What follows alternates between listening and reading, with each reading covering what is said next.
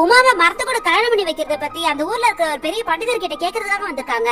அவரும் ஒரு கையில வச்சிருக்க ஓலைச்சுவடி மாதிரி ஏதோ ஒன்று செக் பண்ணி பார்த்துட்டு நம்மளோட சம்பிரதாயப்படி மனுஷனுக்கும் மரத்துக்கும் கல்யாணம் பண்ணி வைக்கலாம்னு சொல்லிட்டாரு. அந்த பொண்ணுக்கு மாப்பிள்ளை கிடைக்காத பட்சத்துல இந்த சமூகம் உங்களை கேள்வி கேட்க கூடாதுன்னா இது மாதிரி ஒரு வழி இருக்குன்னு சொல்லிட்டாரு. ஆனா அந்த பொண்ணோட மாமாக்கு இதுல சுத்தமா உடன்பாடே இல்ல, பயங்கர சோகமாவே இருக்காரு. இத பாக்குற பண்டிதரோ நீ ஒன்னும் கவலைப்படாத, இந்த பொண்ணுக்கு வேற மாப்பிள்ளை கிடைச்சிட்டா அந்த மாப்பிள்ளை கூட நீ கல்யாணம் பண்ணி வச்சிடலாம், அதுல எந்த ஒரு தப்பும் கிடையாதுன்னு சொல்லி பண்டிதரை சமாதானப்படுத்தி கடைசியில இந்த பொண்ணுக்கும் அந்த மரத்துக்கும் கல்யாணம் பண்ணி வச்சுட்டு இதுக்கப்புறம் இந்த மரத்தாண்டா இருக்கணும்னு சொல்லிட்டு அந்த பொண்ணு அங்கேயே விட்டுட்டு போயிட்டாங்க.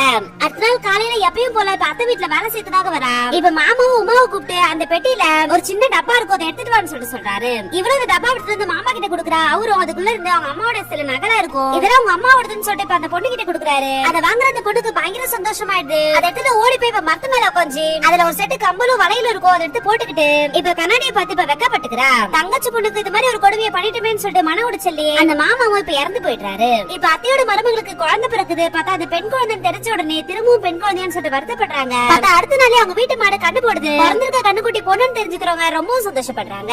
இப்ப அந்த பண்டிதர் ஒரு நாள் வழியில உமாவை பாக்குறாரு. இந்த பொண்ணோட வாழ்க்கையை கெடுத்துட்டுமோன்னு சொல்லிட்டு இப்ப அந்த பொண்ணை பார்த்து பயங்கரமா வருத்தப்படுறாரு. அந்த ஊர்ல இருக்க ஸ்கூல் மாஸ்டர் இவங்க அத்தை கிட்டே மாமா கிட்டே ரொம்ப நல்லா பேசுவாரு. அடிக்கடி உங்க வீட்டுக்கு ஏதாச்சும் வாங்கிட்டு வருவாரு. இப்பயும் அது மாதிரி வாங்கிட்டு வரும்போது இவ பயங்கரமா மழை பெய்யறதால உமாவை அவரை கூட்டு போய் அந்த வீட்டுல தங்கவேன்னு சொல்லிட்டு அனுப்பி வைக்கிறாங்க. பார்த்தா என்னாச்சுன்னு தெரியல, அந்த பொண்ணு கொஞ்ச நேரம் கழிச்சு அந்த மரத்துக்கிட்ட போய் பயங்கரமா வருத்தப்பட்டு அழுதுட்டு இருக்கான். கடைசியில பார்த்தா அந்த பொண்ணு கர்ப்பமா இருக்கான்னு அந்த வீட்டுல இருக்கவங்க எல்லாருக்குமே தெரிய வந்துருது.